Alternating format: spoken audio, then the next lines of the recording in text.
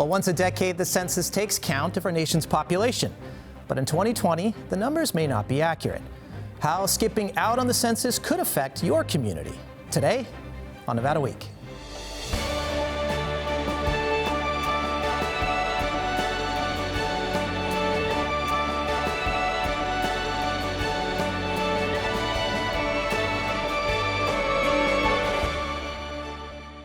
Support for Nevada Week is provided by Senator William H. Hernstat, Cashman Equipment, and additional supporting sponsors.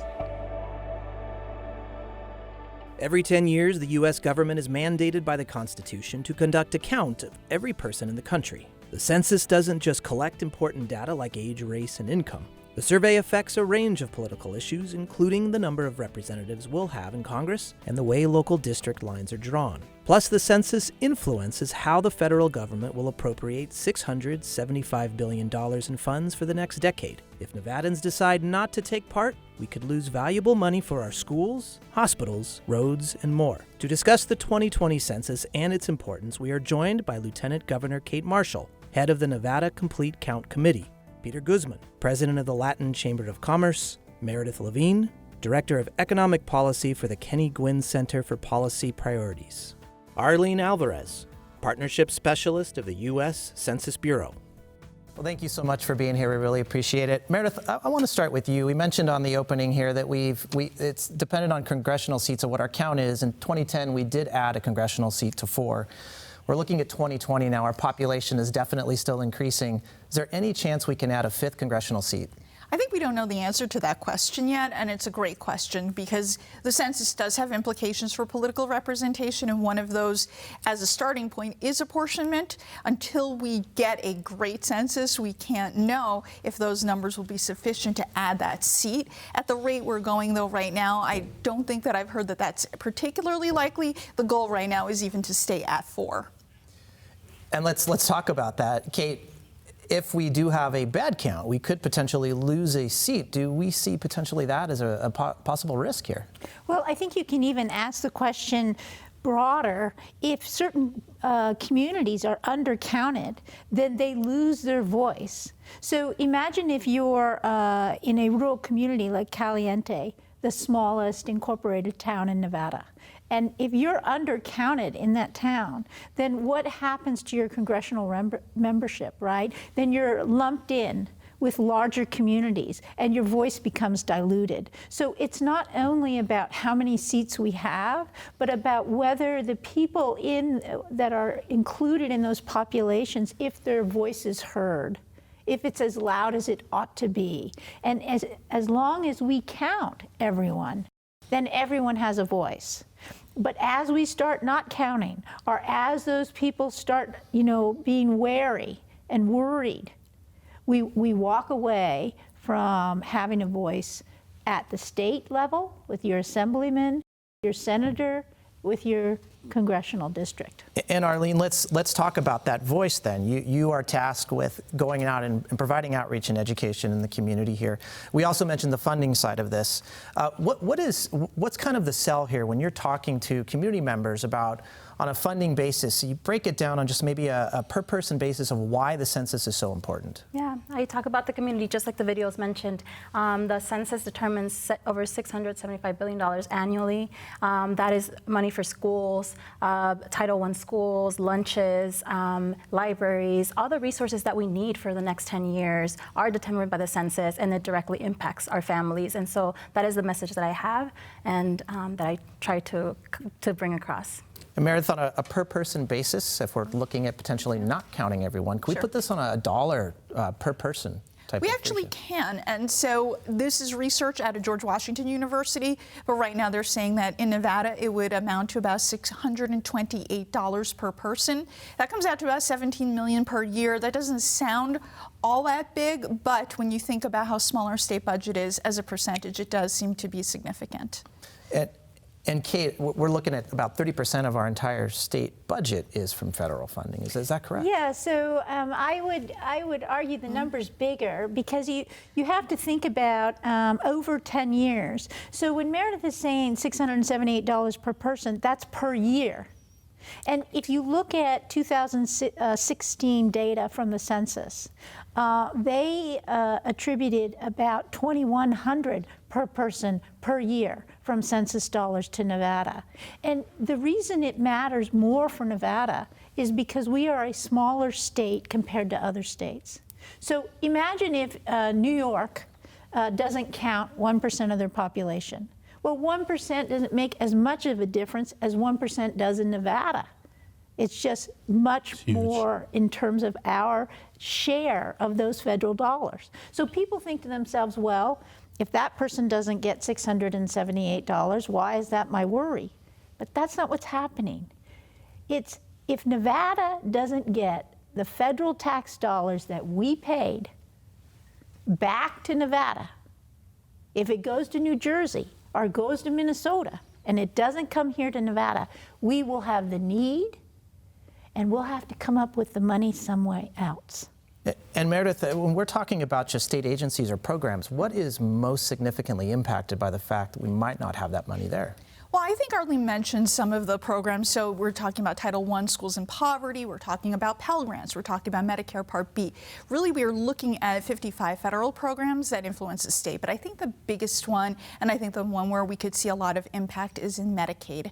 So Medicaid is over this current fiscal year and the next fiscal year is about $6.8 billion. 74% of that is federal money. And so, as Kate pointed out, the way it's calculated, it's on a formula basis. And so that one less person increases the amount of dollars that is understood as Nevada having, and then it works in the opposite way. How much does the federal government compensate? And so the way that works is less money for Medicaid were there to be an undercount, even at the margins. And Kate, when I hear Medicaid and when I hear Title I, this is mostly low and moderate income populations that are mostly being impacted by the census. Is that correct? Lower count? No. In fact, that's wholly incorrect, because the census data is used for every part of what we do in this state. For example, where do we build the next school?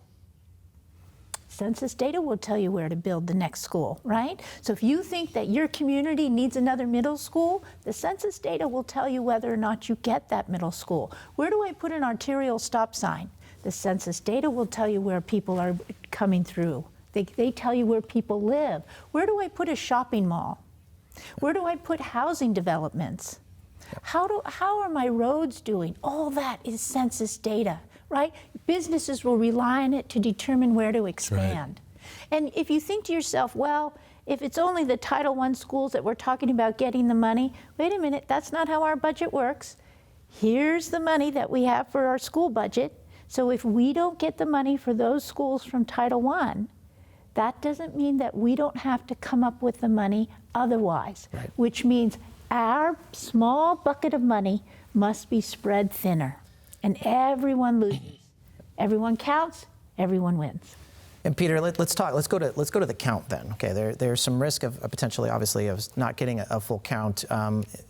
You're out in the community quite a bit. The Latinx community is one of the big at-risk populations right now.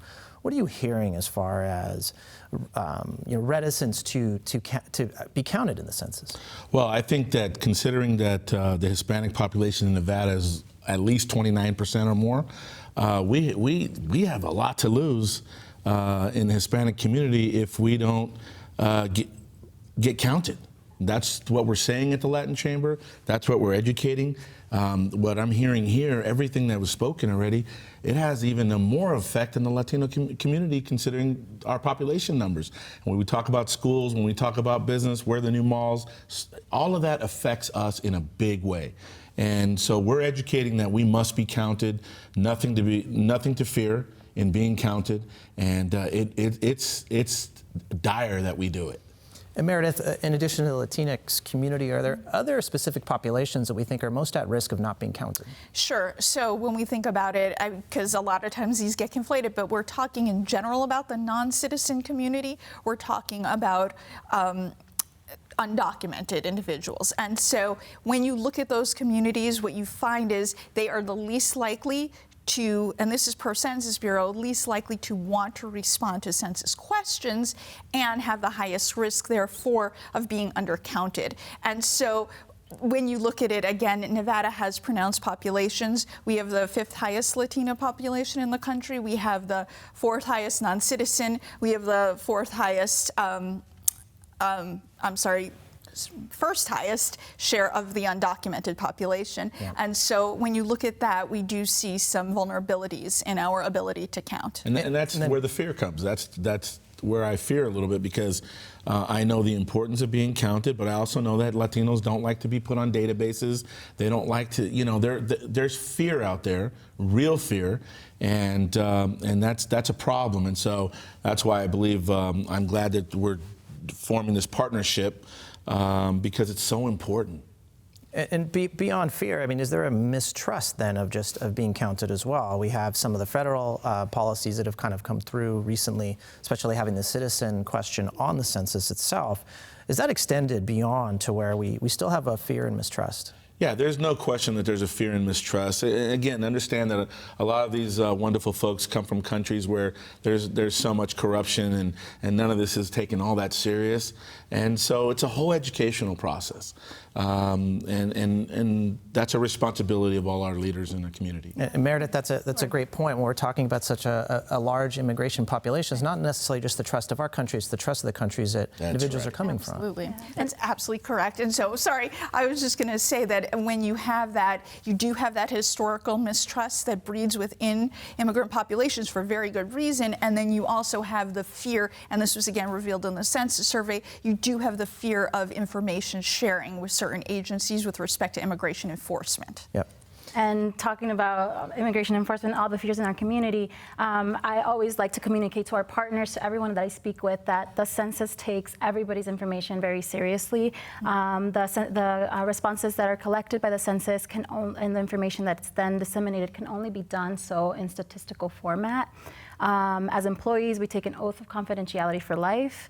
And there are procedures being tested right now to ensure that the responses that the census collects will be protected against any cybersecurity threats. So. It's sad to say, but a reality we exist in is that all it takes is one conspiracist, to say misinformation out there, and it travels quickly in the Hispanic community, and all of a sudden, they don't want to be engaged in this. So we're constantly on top of that. Yep, and to that point, we have a clip where we want to show exactly that.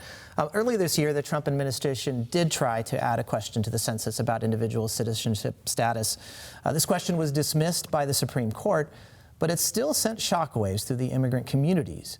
We sat down with Eduardo Sanz of Mi Familia Vota to discuss the lasting impact of that question. Take a look. The Latino community in Nevada is highly important because we are hardworking individuals that are participating and want the best for our communities. My name is Eduardo Sanz. I am the Arizona State Director for Mi Familia Vota, and we operate in 6 different states. One of those states is Nevada. I think that our community don't realize how important the census is. The Trump administration has also imposed fear in the community by trying to play in politics with the citizenship question. Even though the citizenship question is not going to be part of the census, as we know, I think the damage was already created. I think that we need to do a better job of informing the community about the importance and what the census does and what the census doesn't do. We knew that the census data is not to be shared with any other agency, but individuals don't know. I want to make sure that my community knows, immigrants, if you are in Nevada, and it doesn't matter your immigration status, you need to get counted. I would ask the panel, what are we doing here in Nevada that will transfer a message of safety, that it's safe for individuals to fill out the census? So Arlene, we'll get back to Eduardo's question in just a second, but I want to ask you, we talked about this a little bit before the clip too. Do we have full assurance that any information that is captured in the census count is not going to be shared with any other federal agency but the Bureau itself? Yes, complete confidentiality. The census, by Title 13, Title 26 are the ones that establish that the census can only share information, like I said, in statistical format. It can never be shared in a way that would personally identify anyone. Like I said, no one is entitled to this information in a way that can identify anyone, whether it's the FBI, whether it's ICE, IRS. There's different fears in the communities, and so we need to make sure that that message gets across. Now, we have an online system that is being deployed statewide this year. That is something that's relatively new. Given what's happened with cybersecurity and some of the hacking that's gone on, how big of a concern is that the system itself will be secure? Well, the census has been conducting tests, like I said before. The census starts planning, years ahead of the actual decennial, right? So there's been procedures in place. There was a test in 2018 in Rhode Island. So the census is working on this actively to ensure that it meets the highest standards of cybersecurity once the response is And that's accepted. something that's a real concern we're hearing from people. And furthermore, in Nevada, the poverty rate amongst Hispanics is higher than the national rate, 21% versus 13%. You would be shocked to find out how many homes don't even have Wi-Fi, aren't connected to the internet. They really struggle with these type of things. So it's a concern and something that we all have to be involved in.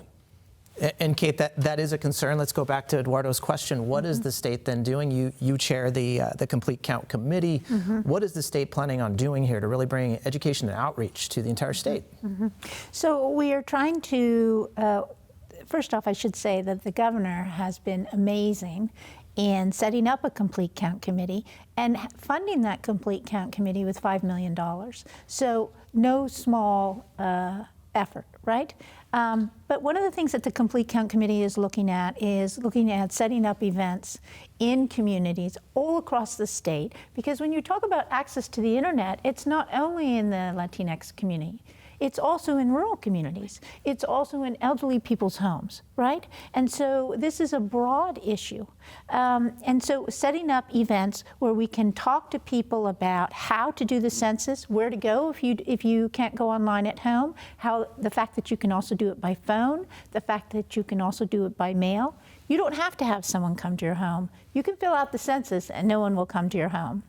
And the three methods to be able to do it really gives people options. We are working with libraries. Our libraries are going to have, in Clark County, the libraries are going to have, every single computer will have a sign, how to do the census, right next to that computer.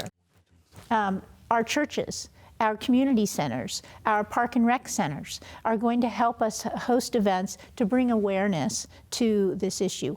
Our large employers also can talk to their employees about the importance of the census. So this outreach with trusted voices is a big thing that we're doing. And so most of that $5 million, it sounds like, are going to be more in personnel going out and doing this education and outreach? Or are we looking at more advertising campaigns or a combination of both? So it's, right now, the governor is finalizing the budget. It's not finalized yet. But what they're looking at is they are looking at media outreach, right? So you can reach the broadest audience. They are looking at community outreach, grassroots outreach, and they're also looking at facilitating communities with grants. So for example, let's say that we're in North Las Vegas and North Las Vegas wants to put on an event and they would like a banner and they can't quite make the cost of the banner. Well, we're setting up grant programs that could potentially help them with that. Or larger grant programs like an organization that has an outreach plan that is partnering with the Census Bureau and with the state and that would like to put on events really geared towards adding to our accurate count numbers. And Peter, Kate mentioned that the business community here, you're engaged in the business community, also nonprofit organizations as well, that also stand to lose a lot with federal funding. Yeah. What's the charge here? When you're talking to a business, what's the charge of what their role is in getting the census? So I think what the Lieutenant Governor mentioned is very, very important. We are telling our small business owners to talk to their employees. to build that trust. Listen, the Hispanic community is a specific community that has specific fears that are a little different than others, and we have to manage that and deal with that each and every day at the Chamber. It's about a trust issue, right? So we're going to be doing things at the Chamber because people know they can come there and be comfortable, and the things that we do there are well vetted, and we're not interested in turning over any, databases to ICE or anybody else. There's a real trust at the Chamber, and so that's what we're working on very hardly, because we know, again, with the numbers the way they are, we have the most to gain and the most to lose if our voice is not heard. Arlene, you're a partnership specialist yourself. How many can we anticipate seeing within the state? How many partnerships? How many partnership specialists might we see? Oh, partnerships. We have roughly about 17 partnership specialists. We have a team that includes a partnership coordinator and 2 media specialists. And what exactly is the charge of a partnership specialist then? To go out into the community. They hired us specifically because we have networks. Previously I worked with Mi Familia Vota, so I go back to these community organizations that I know and speak to them about the importance of the census if they don't already know about it. If they do, then we can partner and move forward. And so our charge is to build partnerships, establish partnerships, identify ways that these different entities can partner with us. We're really flexible. It could be a private partnership. It could be a public partnership. So we're really flexible in terms of how that partnership will look. We could give you information so that you can pass on that message if you don't think we should be anywhere near there to pass that message. So that's why finding these trusted voices is also part of our job, to find these trusted voices in the community, establish partnerships that are very flexible, as I explained, and also encourage those entities that can be part of a complete count committee to do so.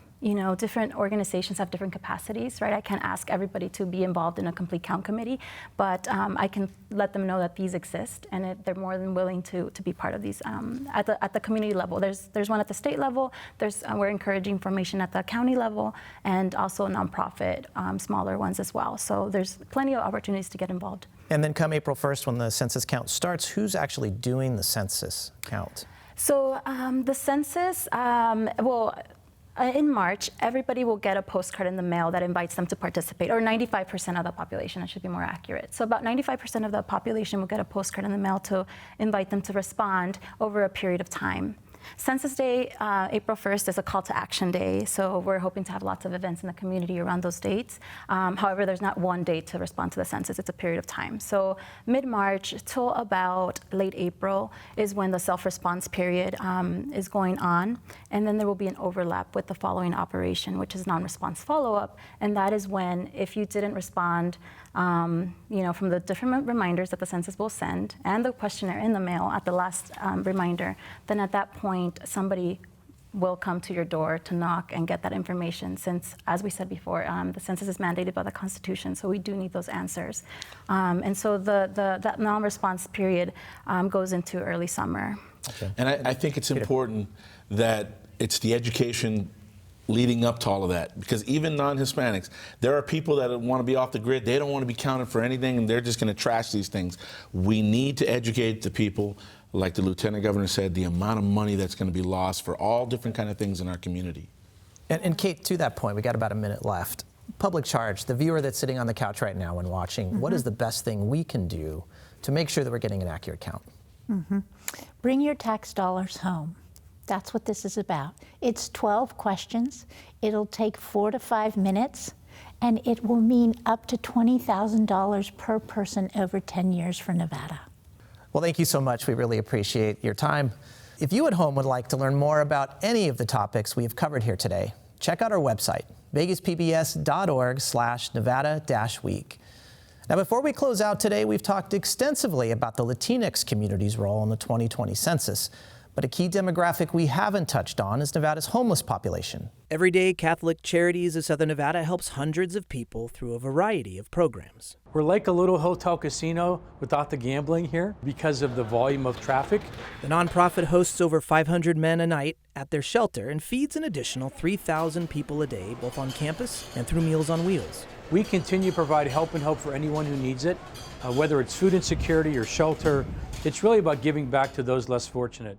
Deacon Tom Roberts is the president and CEO of Catholic Charities of Southern Nevada. He covers 16 programs that help Nevadans get back on their feet. As our population grows, we are serving more people every year.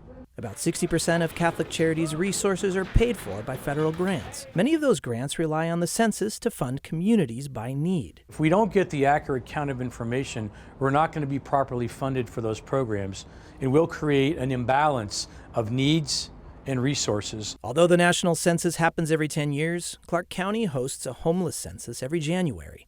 It helps ensure local nonprofits are getting the resources they need.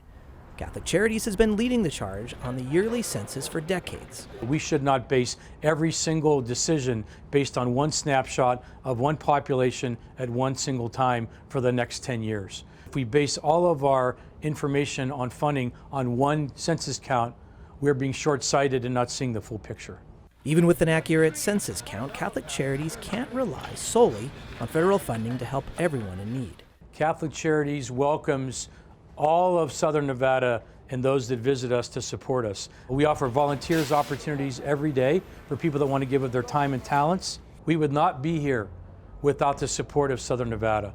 For more information about Catholic Charities or any of the topics we've covered on the show today, visit our website, vegaspbs.org/Nevada-week, or follow us online. You can find us at Nevada Week.